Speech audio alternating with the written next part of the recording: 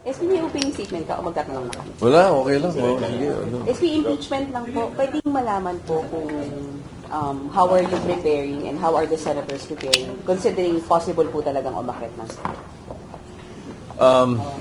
Doon, dapat yung muna i-address eh. Possible mo umakyat, aakyat ba? So yun ang isa sa mga pinag-usapan namin. And that's the reason that I hosted a dinner with some of the senators who were in town and who were interested at baka papag-usapan namin yung mga preparations sa Senate. And of course, automatically, we will be able to touch the issue of the possible impeachment na nasa House of Representatives. So, yun ang isa sa mga diniscuss lang. Going back to your question. Your preparations, SP, Okay. kayo and the Ako, senators. personally, in the event that they find probable cause and there are articles of impeachment of any official that is submitted to the Senate, because of my twice experience of being involved in any impeachment in the Senate, meron naman tayong more or less background dito. But then again, as presiding officer, I made sure that I will review the rules of court. I am being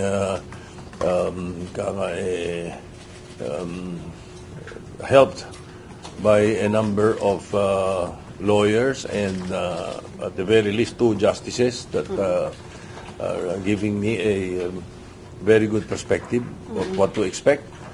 Ang importante kasi is that I brush up on the rules of court so that it may jibe with the impeachment rules and the rules of the Senate because sui generis ang impeachment no?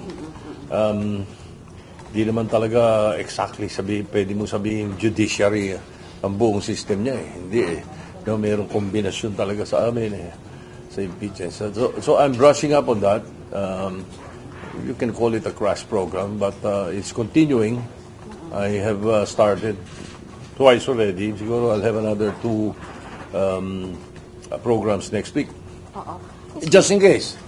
As I said, just in case. Because at the moment, hindi naman natin masabi kung anong papadala ng House sa amin. At ayokong pakialaman kung ano man ang nangyayari doon to preserve my impartiality. And it's best that you are prepared. Yes, Okay. prepared for any eventuality. How hard will the preparation be? SP, I have to ask since hindi po kayo lawyer, SP, and you will be the presiding justice po. Even though, I don't see that as a problem, because the rules of the Senate are involved in the impeachment rules that the Senate has passed before, and if ever we do use it again, yun pa rin yun. And suppletory ang rules of court. That's why I said that mas importante rin na mag-brush up ako doon. I don't see a problem with that. The important thing is that the presiding officer knows what's going on and what will go on. So, hindi extra hirap for you kahit na hindi kayo lawyer? Kumbaga, hindi extra challenge for Hindi you? naman. Hindi siguro. Review lang. Sir, did you recommend the same to the other senators na mag-brush up na kayo with rules of court? Yes. Actually, yes, that was the intent of my, one of the intents, one of the reasons why I hosted a dinner with some of the senators who were available to join us. Most of them, and all of them were in the majority na nakausap ng staff Yung mga COS naman na pinagsabihan ko kung sino mga available I told them about that. Sabi ko, mas maganda, just in case, umakyat sa atin, mabuti na yung nakahanda tayo, hindi pwedeng mangangapa tayo at mangangapa din ang mga senador. Because there are issues that the presiding officer may throw to the body, or there may be an objection from any of the members that we should be able to know how to address these objections. Ilan po nakarating na? Ilan po nakarating? 8 or 9. Majority. All majority. Black members. Oh yeah, all majority. But may mga na-late, dalawa who were coming late, so hindi na tumuloy. And can we say that majority of the senators are also preparing based on your I think so. advice? Yes. I'm sure they are. I'm sure they are. Para just in case nga. Right now, we don't know. We don't know if the House will pass the articles of impeachment. If they will find probable cause. Right now, tutuusin there is a vacuum. So mahirap magbigay ng komentaryo tungkol dyan except that we have to wait for the decision of the House of Representatives whether they find probable cause. Pero last time, SP, nagkaroon ng issue dun sa forthwith, what can we expect from the Senate? In case lang po, matapos sa House at iakyat, will you act on it forthwith? Yes, I will act on it with dispatch. Definitely forthwith. As soon as the Senate receives it, I will inform the Senate and refer it to the Committee on Rules. So, sir, no need to define the word forthwith. No need to define. I know what the meaning of forthwith is. SP, kailangan po bang may session? Sorry, can you walk us through it, SP? Kunwari iakyat siya, kunwari lang naman SP, na wala pang session, kailangan po bang maghintay na may session bago mag-start yung impeachment trial? We have to convene as an impeachment court. So, technically, we may convene, by May 4. May 4 dapat magre-resume na kami. That's just 2 weeks, 2 weeks away. So, we may be able to do that. As a matter of fact, yung mga nakaraang impeachment, tatagal nga ng mga preparasyon. December yung inakyat yung CJ Corona. December inakyat. January na nag-start pero ano yun with dispatch nga ginawa doon kasi if I recall it right, December 11 nakarating sa Senate, December 11 pinasa ng House, December 12 nasa Senate, correct, yun. No, baliktad. December 12 House in-impeach 188 signatures and then December 13 transmitted to the Senate. December 14 the Senate convened as an impeachment court. The following day. Kasi in session kami niyan And then December 15, the following day, Chief Justice Corona received a copy of the complaint. Formal, pinadala kagad namin. And then December 26, the Chief Justice filed his answer to the complaint. And then January 16, the trial began. So there was at least a month preparation for that, no? And I recall, if I'm not mistaken, the Senate President then, Senator Juan Ponce Enrile, and I was Majority Leader, kaya I was private to the actions being taken. We acted like a pre-trial, Meron kami the legislative the legal bureau of the Senate, di ba? The Senate Legal Division started preparing parang a pre-trial, no? We asked to the official to submit and then all the necessary preparations were done. So Ganun, pwedeng mangyari yun. Dahil ganun kabilis din yun. Pero ito kasi, tinamaan ito nung break. Nung Christmas break. So SP, you can convene basta may session po. Tama? Convene as impeachment court, basta may session. Basta, pinakamadali is kung may session. Yes, of course, by May 4, if we receive the articles of impeachment, then we will immediately convene as an impeachment court. Sir, if ever na iakyat dito yung articles of impeachment, what will happen dun sa na-archive na articles of impeachment? May iiwan sa archive yun. Wala na pag-question. Wala na yun, oo. Pero paano yung gagawin yung diskarte? Kasi baka tumama rin siya sa budget and iba pa mga bills Hindi pa sa schedule. paano yung Possible. Baka masyadong matagal pa yun. I mean, what are you talking about? Budget for 2027? Sir, yung kasi paano yung magiging schedule nyo na may session kayo tapos Hindi. Okay yun. Originally, I was thinking during that parang dinner meeting na or supper meeting namin, I was thinking of a whole day session. Senate in the morning, impeachment court in the afternoon, Monday, Tuesday, Wednesday. Now, sabi ko, sige, let's discuss it with the other members, include the entire Senate, pati minority. Just in case, no? Again, as I said, there's still a vacuum. We don't know if the articles are coming up, but nevertheless, pinag-uusapan natin to if, okay, if ever. Ang mangyayari, kailangan talaga tuloy pa rin ang Senate, ano? Dahil may session kami hanggang June. Right? Hindi pwedeng pabayaan yung legislative work namin. But then, the suggestion of Senator Lacson was that we do it MWF, ang impeachment. Friday. And Tuesdays, Thursdays, ang Senate. So the Senate, if ever, we do agree, and all the members agree, no? We need we need the consent of the majority of the members of the Senate. Baka maging 3 p.m. ang sessions because yun ang nakalagay sa rules namin, Tuesdays and Thursdays. 3 p.m. to Sawa. Ano? And then, ang impeachment court, based on the impeachment rules, is 2 p.m. up. At 2 p.m. 2 p.m. Yun yung nakalagay sa rules, sa current rules. No? MWF. And I doubt if we need to change the rules. You know? It is, in effect, kung tutuusin, wala kami nilagay na sunset provision doon sa impeachment rules ng panahon ni Justice Corona. So, kung tutuusin, we can easily adopt it.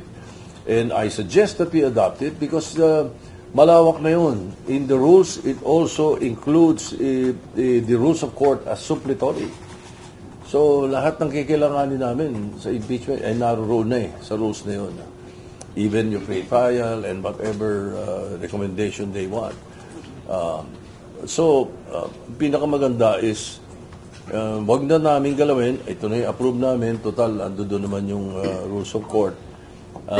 Sapagkat if we change it, magpa-publication na naman. Pag nag-publication yan, May 4 kami magre-resume. Ang suspension ng, adjourn sine die, ang Senate, June 5. Tama ba ako? Yes, June 5. yes, sir. First week, yes, sir. June 5. No? Adjourn sine die yun.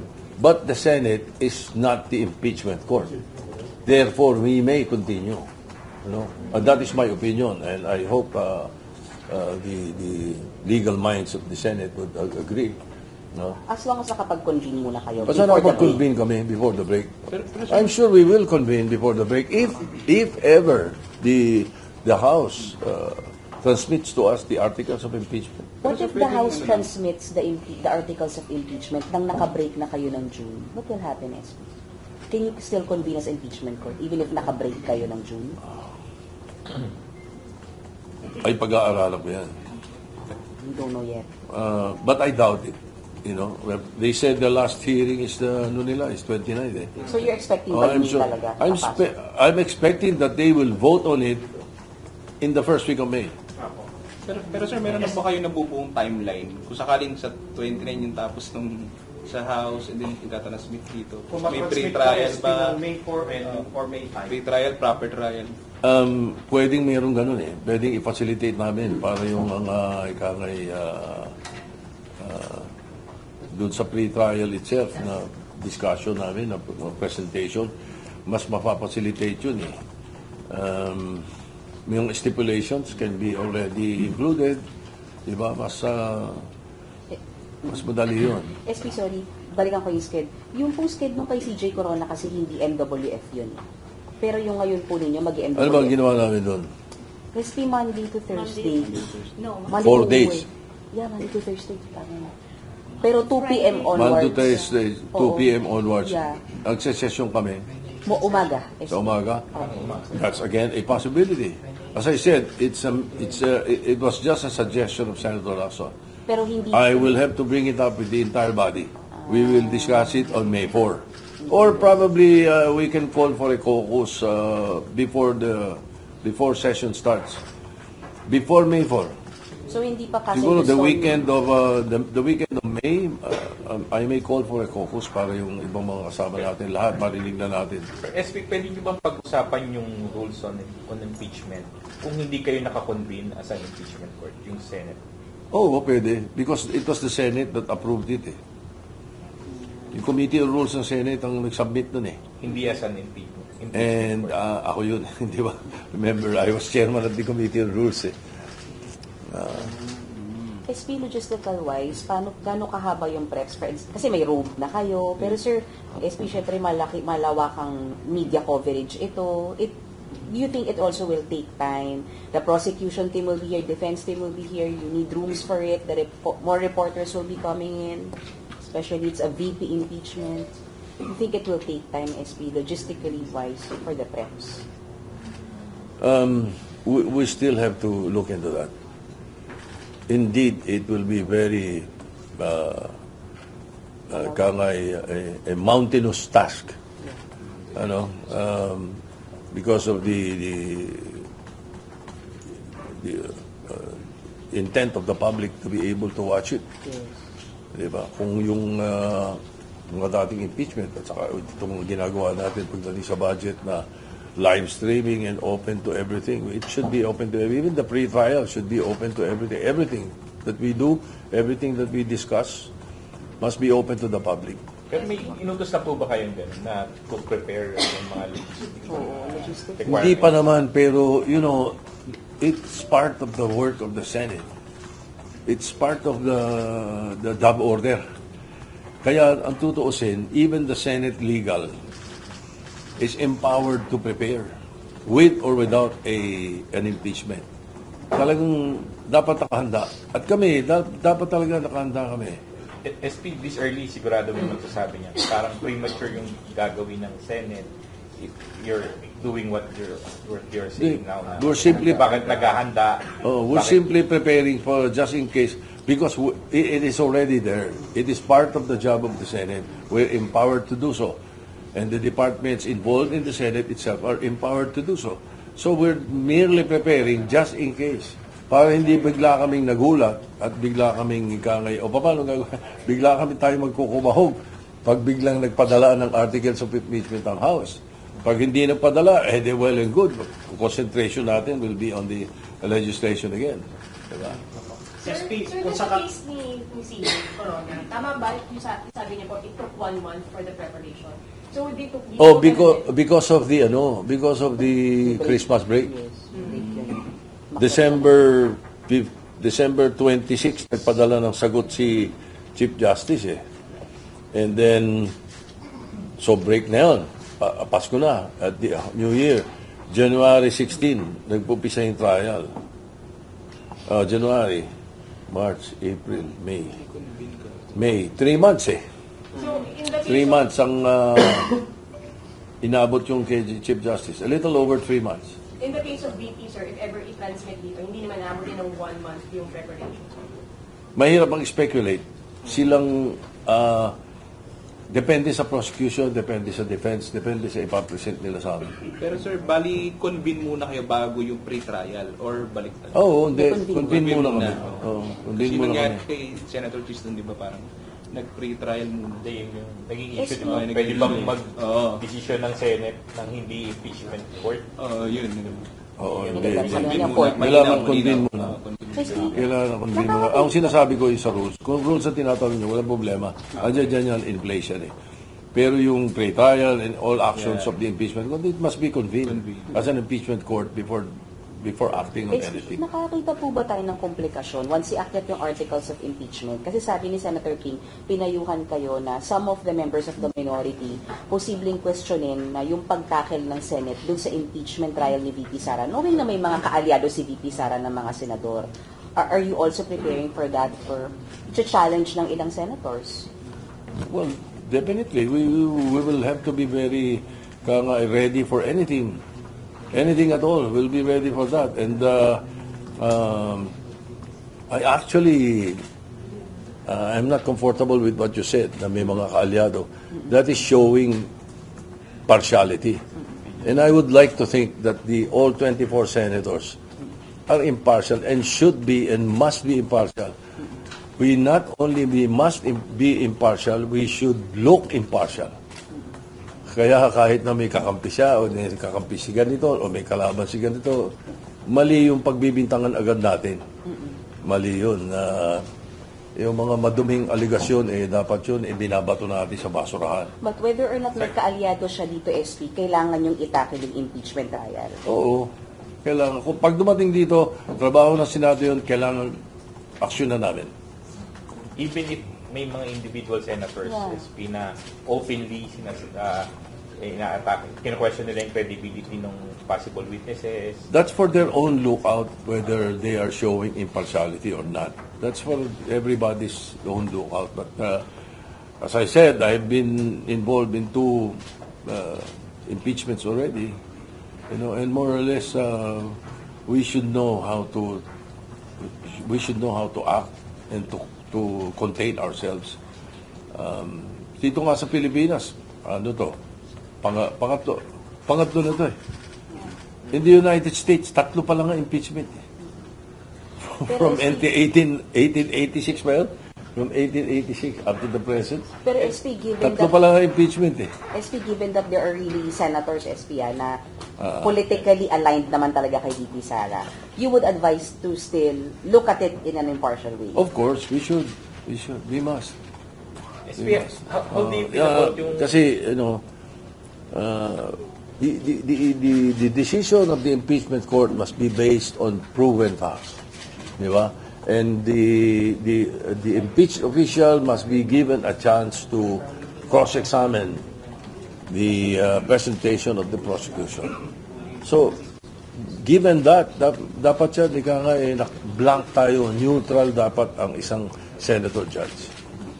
SP, how do you feel about yung mga insinuations na ikaw daw po, Senator King, Senator Risa, Senator Kiko, which surely both convict? Sabi ko nga yung mga maruruming aligasyon, iwan na lang natin sa basurahan kasi maling-mali yun sapagkat it can go both ways. Di ba? Pwedeng pagbintangan nyo iba na in favor or what. Mali yun. Hindi tama yun. You're not contributing to the wellness of the country. Di ba? Ayusin natin.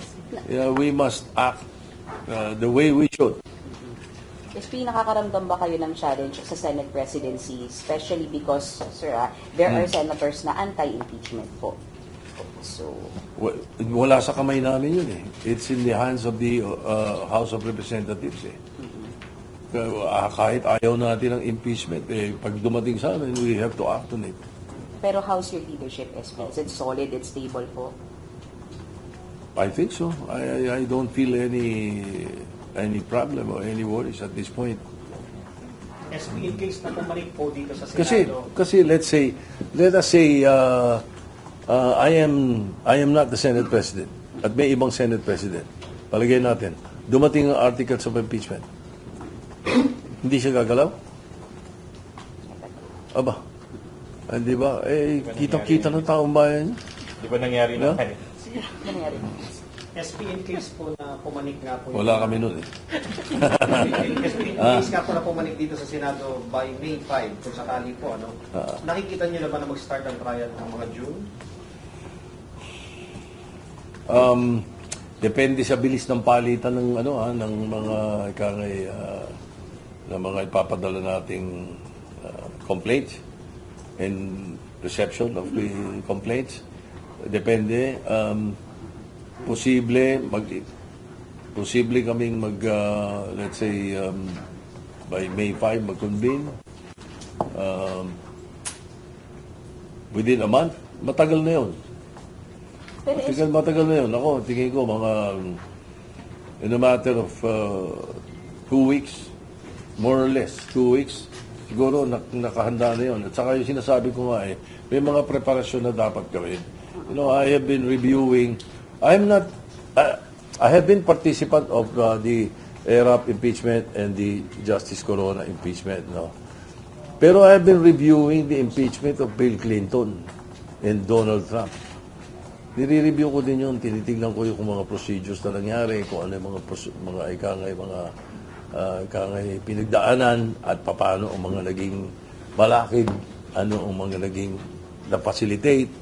Tinitignan ko lahat yun para kangay ang taong bayan ay magtiwala sa Senado pagdating dito. Sino pong nagbibigay ng crash course sa inyo, SB? Dating mga SC Justices. Hindi, meron akong dalawang current justices nakausap. At least dalawa. And then a battery of lawyers. We have also the services of DepSec Billion. Kilala ninyo. It's, ano yun? An impeachment professional. Hindi ba? Erap at saka Justice Corona. Nag-hire na po kayo, SP, ng hiwalay na legal team to really be with you throughout the impeachment process? Yes, we have. Meron na? Meron na. Sir, magkaka-spokesperson. Ayun pala, oo. Spokes-SP. Pinag-aaralan ko pa yun. We will ask the ano. Ako, no. I mean, wala. Senate. Senate, I will consult with the other members of the Senate and we will recommend whoever is if it is necessary. Baka we can make one of our own spokesperson. Pwede naman sila dyan. Pwede si Pia Cayetano. Pwede si Lauren. Pwede Dami, sa members. So when the, Pwede. when the trial starts, SP, hindi na namin kayo ma-interview as presiding judge all about impeachment? Ah, You will hindi na. not- Ay, Hindi na. Hindi na dapat. Hindi ko na dapat sumasagot. As a matter of fact, hindi ko nasasabihin kung sino. Pero meron, di ba, after the impeachment, after hearing, pupunta doon sa press room, nagpapa-interview. Mali yun, ha? Committee hearing, sir? Wala ka siguro dito, no? Hindi, nung impeachment. Oo. Pupunta doon, nagpapa-interview. Okay na. Thank you. Yung pricing lang ng DOE, nagsiset na sila ng maximum tsaka minimum price sa langis. Isa lang sir. Dapat, ako, lahat ng kilos na ginagawa nila para i-address yung oil crisis, I agree, I concur. Except, gusto ko pa rin, mag-aralan pa rin nila yung sinasabi ko na alisin natin yung oil deregulation law. Balik natin sa dati para makontrol ng gobyerno. Kasi, okay, sinasabi nila, may rollback, may ganito, gana. Pwede na ba natin tanungin kung magkano bili nila? Pwede na ba natin tanungin kailan nila nabili? Yun yung mga pwede nung wala yung oil regulation law. Ngayon na mayroon na yun, hindi, wala lahat yun eh. So, sana pag-aralan din pa rin nila yun. I have a bill filed. I think, I heard yesterday, they filed one in the House. So, maganda. You will ask sir na priority din. Sana. Marami kami priorities eh. Pabigyan ko na lang kayo ng kopya kung ano SP, yung mga priorities. iakyat yung articles of impeachment ng May 4. That week, magko-convene kayo. Tama? Oo. Because for Yes. this. Oo. Pero kailangan pong Hindi basahin lang that muna. week, baka the following day. Kailangan pong ibasahin muna sa plenary bago kayo mag-convene yung articles of impeachment. The plenary must be informed. The body must be informed. Officially. Once I receive it, I will inform the body and I will refer it to the Committee on Rules. That is the proper thing to do. Because ultimo nga renaming of a street na galing sa House pagdating sa amin, kailangan i-refer na Senate President Kaya ano na impeachment, the articles of impeachment. So, If inform, ever it reaches the Senate. so inform the body. So, At the moment, there is a vacuum. so SP, inform the body and then convene the impeachment court. Tama? Oo, Inform yeah. the, so Oo. that week, SP, kung sakali. Yes, Okay, yes. got it. Okay? Thank you, SP. Thank you very much. Thank you po. Hindi na invite din po ba yung minority Hindi eh. Kasi nasabihan ko lang yung mga chief of staff na ng majority? chief of staff ko, nasabihan yung mga chief of staff na Ng majority. Oo. Hindi ko nga sila personally kausap. SP, nandito ka bukas. Malamang. Ulitin natin. Ibang Ayoko kasi ito karami. sige. Tatlo lang tayo, SP. Tatlo lang. Ano? Na-check ko. Biglang sinabi yung nakaraan. SP, bukas. Tapos sa Thursday, andito ka rin, SP. Everyday po tayo. Thursday. Sigurado bukas. Maybe Thursday. Parang. Araw tayo, SP. Everyday with SP. Sabi ko, Everything at this point is speculative. We leave it to the executive department. Anything that has to do with the Blue Ribbon, ask the Blue Ribbon chairman. Pinakamaganda para Okay na yun. compartmentalize sa mga issues. Di ba? thank you, SP. Bukas ulit. See you tomorrow, SP.